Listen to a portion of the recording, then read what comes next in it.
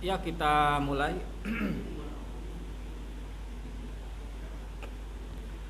Bismillahirrahmanirrahim. Assalamualaikum warahmatullahi wabarakatuh. Alhamdulillahirabbil alamin.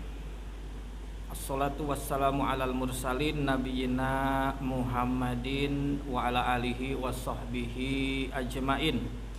Asyhadu an la ilaha illallah wahdahu la syarikalah wa asyhadu anna Muhammadan abduhu wa rasuluh. Ayyuhal hadirun usikum wa nafsi bitaqwallah faqad fazal muttaqun. Hadirin jamaah yang dirahmati Allah, pada malam ini marilah kita melanjutkan pembahasan kita yaitu tentang yang kemarin itu ialah tentang muhkamat dan mutasabihat atau muhkam dan mutasabih itu sebagai pedoman di dalam memahami Al-Qur'an. Pedoman di dalam memahami ayat-ayat Al-Qur'an.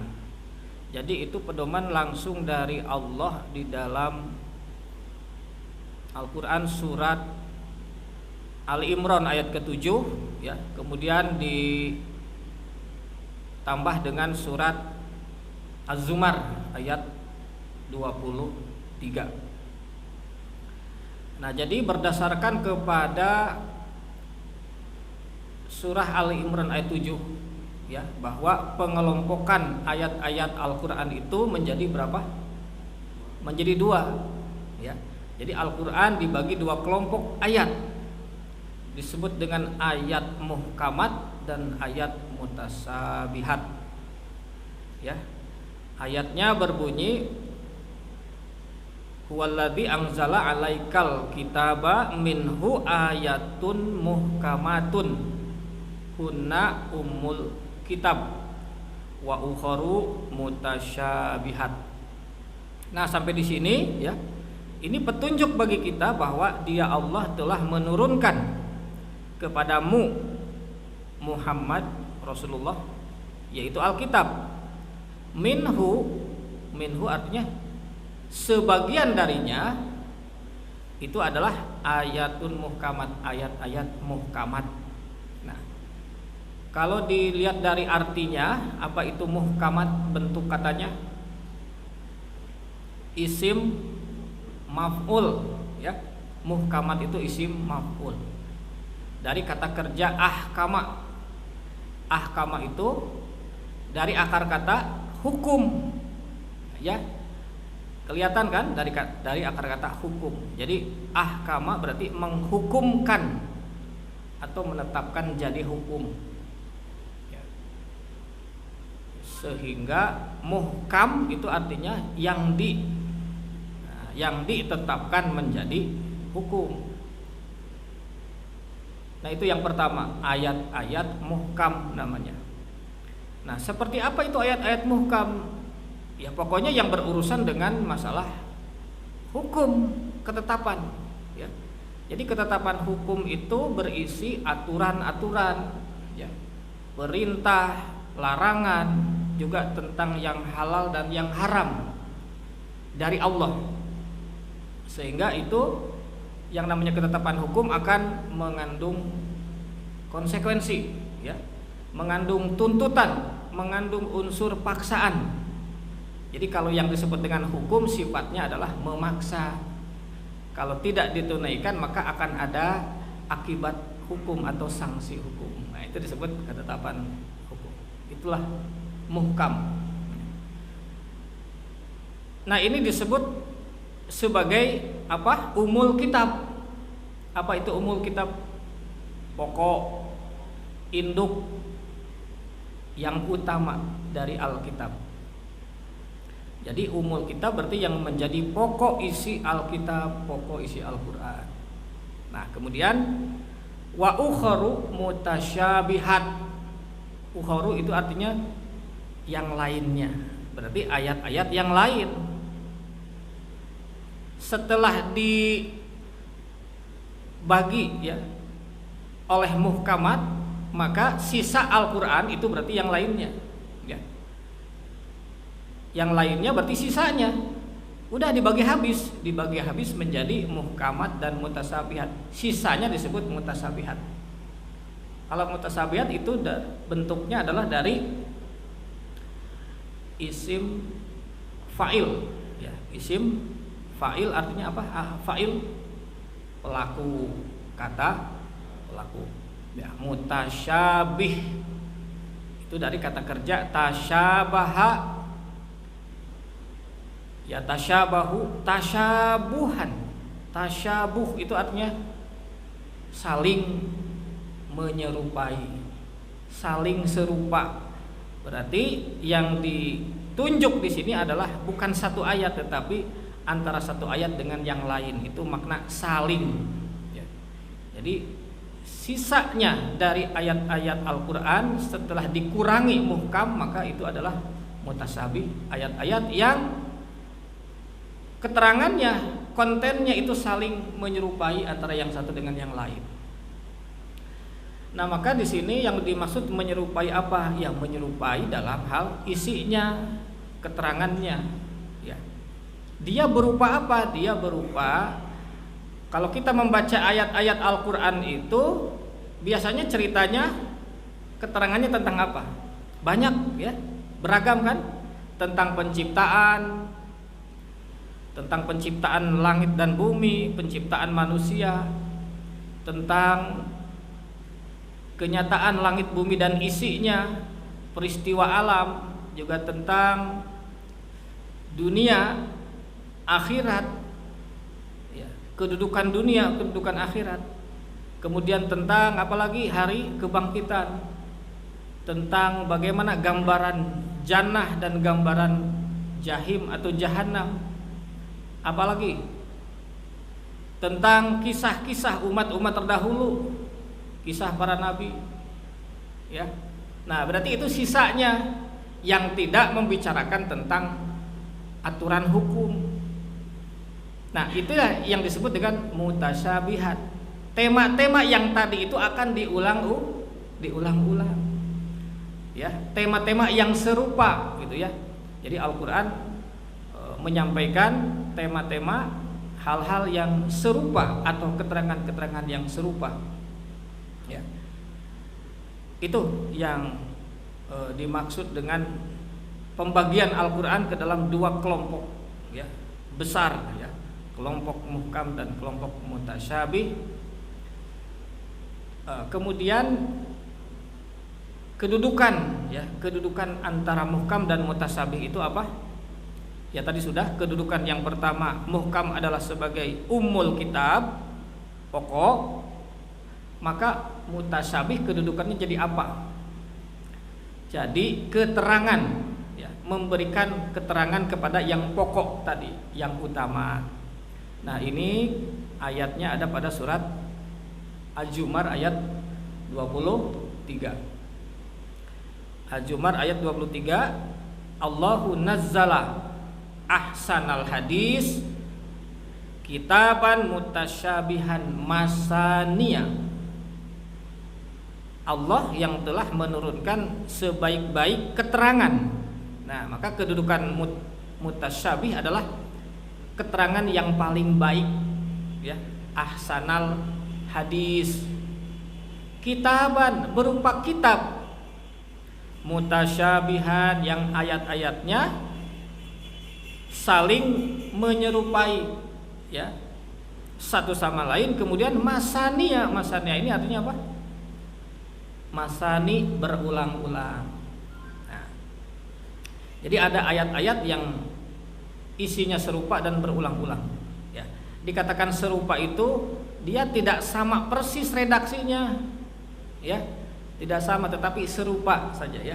Jadi ada hal yang serupa. Yang tadi jenis ayat mutasyabihat tentang apa? Tentang pokoknya di luar tentang ketetapan hukum-hukum Allah. Nah, itu kemudian apalagi yang dibahas yang penting untuk kita ketahui tentang masalah muhkam dan mutasyabihat ini. manusia ini ada dua golongan ya. Orang yang memahami Al-Quran, khususnya yang memahami ayat-ayat mutasyabih, akan ada dua golongan. Golongan apa saja? Ya, seperti penegasan surat Ali Imran ayat ke-7 ya. Yang pertama adalah apa? Fi qulubihim zaigun ya, golongan fi qulubihim zaigun. Fa amal ladina fi qulubihim zaigun. Jadi di dalam hatinya itu ada zaigun, ada kebengkokan. Jadi kebengkokan itu berarti perhatiannya ya, kesenangannya, hati itu berbicara kesenangan, kesukaan atau perhatian ya. Perhatiannya itu berbelok-belok atau bengkok ya, tidak lurus tapi berbelok ya. Maka bisa dikatakan kalau dalam bahasa kita hatinya bercabang. Hatinya bercabang ke hal yang lain. Jadi dia mempelajari ayat-ayat Allah tetapi hatinya bercabang. Nah, berarti apa? Tidak lurus, tidak fokus, tidak perhatian penuh kepada objek yang dipahami, yang dipelajari. Nah, maka mereka itu dijelaskan yang fi qulubihim zaigun fayattabi'una ma tasyabaha minhu tigho'al fitnah wa batigho'a ta'wilihi. Nah, mereka itu mengikuti ayat-ayat mutasyabih ya, ibtigho al fitnah. Ibtigho itu artinya mencari ya, mencari, mengejar, mencari itu arti ibtigho ya. Ibtigho mardotilah artinya mencari, mengejar ridho Allah kalau itu. Ini ibtigho al fitnah. Nah, dia yang dicari, yang dia kejar adalah fitnah. Nah, fitnah itu dalam konteks masalah ini adalah keterangan yang tidak ada dasarnya, yang tidak jelas dasar ilmunya, maka itu disebut fitnah ya. Segala bentuk ucapan, omongan yang tidak jelas, tidak ada faktanya ya, tidak jelas sumbernya ya, tidak berujung, tidak berpangkal ya, jadi muter-muter ya, atau tidak bisa dipertanggungjawabkan. Nah, itu sama dengan keterangan fitnah. Ibtigho al fitnah, dia mencari keterangan yang bernilai fitnah yang tidak jelas, tapi dia senang ke situ ya. Jadi menghubung-hubungkan ya ayat-ayat Al-Quran kepada keterangan yang sembarangan, yang di luar Al-Quran. Untuk apa? Wabtigho'a ta'wilihi, untuk mencari. Nah, mencari apa? Takwilnya. Takwil itu artinya penjelasan. Untuk mencari penjelasannya ya. Jadi karena dia membaca Al-Quran kemudian penasaran, ingin tahu ini maksudnya apa ya, ingin segera menyimpulkan ini maksudnya kemana ya, maka dia tidak sabaran ya, maka dia menghubung-hubungkan, oh mungkin maksudnya seperti ada keterangan ini nih, oh dihubungkan, sehingga gitu. Akhirnya berbelok ya, berbelok pembahasan dari yang Allah bicarakan dalam ayat-ayatnya kepada apa? Keterangan-keterangan di luar Al-Quran, di luar konteks yang Allah ajarkan gitu. Itu ya, jadi bisa berakibat demikian kalau hati ini bercabang di dalam memahami ayat-ayat Allah. Golongan kedua disebut apa? Warasihuna fil ilmi. Rasihuna ini artinya yang kokoh, yang teguh ya. Fil ilmi, dalam ilmu atau dalam pengetahuan. Ini lawan dari fi qulubihim zaigun.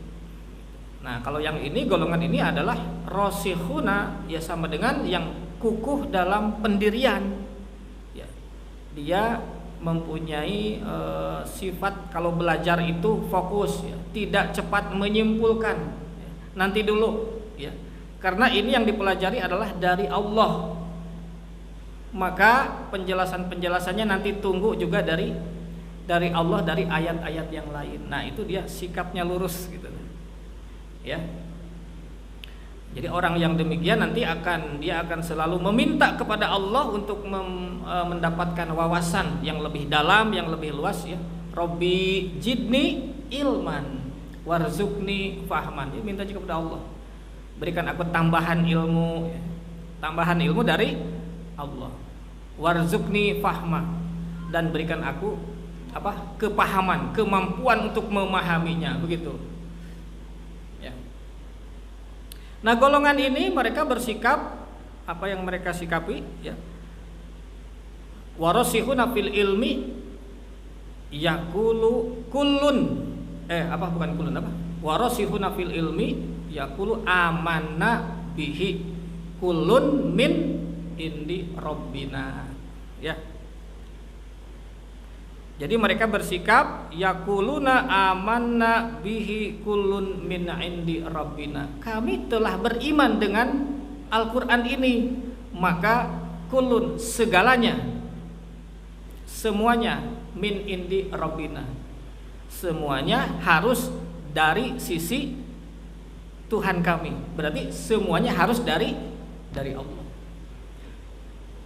Nah, jadi Allah sebagai narasumber Al-Quran, maka Allah menjadi rujukan segala-galanya apabila ada hal-hal yang belum dipahami. Begitu. Ayat ini ditutup dengan wa may yazakkaru ila ulul albab. Tidak ada yang bisa memahami, mendapat pelajaran, menerima pelajaran kecuali ulul albab.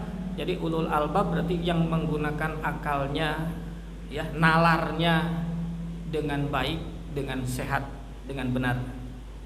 Nah, itulah. Jadi mempelajari Al-Qur'an harus menggunakan akal sehat gitu. Nah, itu ya menyinggung dari apa yang sudah dibicarakan tentang muhkamat dan mutasabih sebagai pedoman dalam memahami Al-Qur'an. Jangan sampai kita nanti dalam memahami Al-Qur'an itu masuk golongan fi qulubihim zaigun ya. Tetapi jadilah yang rasikhuna fil ilmi ya. Itu. Golongan yang fokus kepada pengajaran dari Allah, nanti akan dijelaskan berbagai halnya ya dari ayat-ayat Allah yang lainnya. Nah, begitu. Kenapa? Karena mutasabihat ini kan masania tadi, berulang-ulang ya. Pengulangan ini sama atau tidak? Tidak sama, tapi istilahnya serupa. Jadi ada hal-hal yang serupa yang diulang-ulang. Nah, keserupaan ini nanti berbedanya di mana? Berbedanya nanti ada penambahan, perluasan, pendalaman, bahkan pentajaman. Itu ya, dari setiap tema, dari setiap substansi ayat-ayat yang dibicarakan. Nah, kemudian di dalam surat Az-Zumar ayat 23 itu penjelasan lebih lanjutnya tentang mutasyabih. Jadi ayat mutasyabih ini ayat yang mampu memberikan pengaruh ya, kepada hati manusia pembacanya ya. Mampu menyentuh perasaan ya. Taksyairu minhu juludul ladzina yakhshawna rabbahum. Nah, maka dengan ayat-ayat mutasyabihah ini, dengan berbagai penjelasan Al-Qur'an yang diulang-ulang dengan berbagai ragam yang serupa, dengan substansi yang serupa tetapi dengan ragam penjelasan yang berbeda-beda itu, maka itu akan menyentuh perasaan. Taksyairu menggetarkan, membikin merinding. Juludul ladzina yakhshawna rabbahum, orang yang takut kepada Tuhan. Jadi orang yang sudah punya dasar takut, percaya kepada adanya Tuhan, dia akan membaca ayat itu akan merinding, akan bergetar. Sumatalinu juluduhum wa qulubuhum ila dzikrillah. Kemudian talinu itu artinya menjadi Layyinun, layyinun itu lembut, lunak hatinya, ya. Yang asalnya hatinya keras, ya. Yang asalnya hatinya kekeh, ya, menjadi lunak lembut perasaan dan hatinya itu ke arah zikrillah, ke arah sadar diri kepada Allah. Nah, jadi sadar diri kepada Allah, ingat kepada Allah. Ingat apanya? Ya. Karena Al-Quran berbicara tentang hukum muhkam, maka ingat kepada Allah dengan kedudukannya selaku Al-Azizul Hakim, otoritas hukum yang paling tinggi. Jadi artinya dengan berbagai penjelasan Al-Quran itu memperkuat, ya, mempermantap ilmu dan keyakinan manusia bahwa kita ini hidup di mana? Di wilayah hukum Allah. Langit, bumi, dunia dan akhirat adalah wilayah hukum Allah. Sehingga kita semua manusia berada di bawah pengawasan Allah dan juga berada di bawah konsekuensi hukum. Apapun yang kita perbuat itu tidak akan lepas dari pertanggungjawaban. Itu. Jadi semakin memperkuat ke arah itu. Itulah fungsi ayat-ayat mutasyabihat, membuka wawasan tentang realitas hidup ini, ya. Semuanya mengarah ke situ. Ila zikrillah, ingat Allah, akhirnya jadi takut, ya.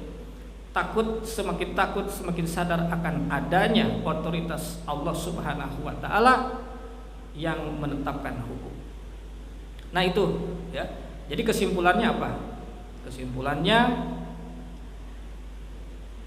Al-Quran sudah dibagi dua, ya. Ayat-ayat muhkamat dan ayat-ayat mutasabih sudah dibagi dua, habis Al-Quran, ya. Habis dibagi dua persoalan itu. Jadi sudah jadi pedoman nggak buat kita? Sudah jadi pedoman. Ketika kita baca Al-Quran, tinggal bisa nggak sekarang membedakan mana muhkamat, mana mutasabih? Bisa dong, ya. Jadi lihat aja nanti cirinya, ya. Cirinya atau ini bernada aturan atau bukan, ya. Kita ambil contoh misalkan apa ya? Surat pendek, ya. Surat pendek aja. Surat yang paling pendek surat naon? Inna a'toina we nya. Inna a'toina kal kautsar. Fasholli li rabbika wanhar inna sani'aka huwal abtar. Silahkan bagi mana muhkam, mana mutasyabih. Gitu. Nah, di sini kelihatan nanti ada mengandung muhkam, mengandung mutasyabih. Inna a'toina kal kautsar, apa artinya? Sungguh kami telah memberikan kepadamu al-kautsar. Apa al-kautsar? Nah, maka nanti yang hatinya bercabang cari-cari keterangan enggak? Apa nih al-kautsar? Ya. Bercabang cari-cari keterangan. Ada keterangan nih. Katanya al-kautsar ini adalah nama danau di surga. Ya. Pernah dengar?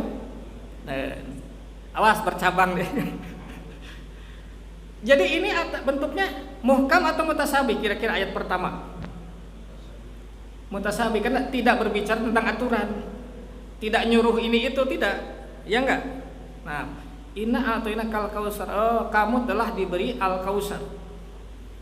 Sungguh kami telah memberikan, melimpahkan kepadamu al kautsar. Apa itu al kautsar? Nah, maka kalau secara arti kata apa al kautsar? Sesuatu yang sangat banyak, ya. Kautsar dari katsuro, yaksuru, katsiron, banyak. Jadi al-kautsar sesuatu yang sangat banyak deh. Nah, kira-kira ada yang mirip nggak pembicaraan ini dengan ayat lain? Pernah dengar? Coba surat apa? Ini mutasyabih, ya. Coba surat apa? Ya, surat Ibrahim ayat apa bunyinya itu? Wa in ta'uddu ni'matallah la tuhsuha, ya. Kami telah memberikan kepadamu apa segala yang telah kalian segala yang kalian butuhkan. Ya. Nah itu, wa in ta'udu nikmatallah la tus. Apabila kalian menghitung-hitung nikmat Allah, maka nikmat itu tidak bisa dihitung jumlahnya. Nah, Al-Kautsar bukan. Nah itu. Jadi ini contohnya. Ini mutasabihatnya dengan ayat yang mana serupanya, gitu ya. Dan cari lagi nanti yang temanya serupa dengan ini, ya, menjelaskan hal yang sama tetapi dengan wawasan yang berlainan, ya, dengan variasi penjelasan yang berbeda. Ini hanya contoh. Kemudian ayat berikutnya apa? Inna a'tainakal kautsar fasholli li rabbika wanhar. Apa itu sholli li rabbika wanhar? Bentuknya bentuk jenis apa? Muhkam atau mutasabih? Muhkam. Apa cirinya? Ada perintah, ada ketentuan. Fasholli, maka salatlah li rabbika kepada Tuhanmu, wanhar, dan berkorbanlah. Udah, ini muhkam. Ya. Inilah yang pokok, yang utama yang mau Allah ajarkan, bahwa manusia disuruh sholat dan berkorban. Jadikan sholat dan infak itu sebagai disiplin hidup yang menjadi kebiasaan, menjadi amal soleh. Nah, ini menjadi bagian dari ketentuan Allah untuk menjadi syarat seorang menjadi hamba Allah yang akan dimuliakan. Ya. Kemudian ayat berikutnya apa? Fasholli li rabbika wanhar inna sani'aka huwal abtar. Ini masuknya mana? Muhkam mutasabih. Inna sani'aka huwal abtar. Ya. Berarti ini ya tinggal diperhatikan. Ini bentuknya memberi ketentuan atau bukan.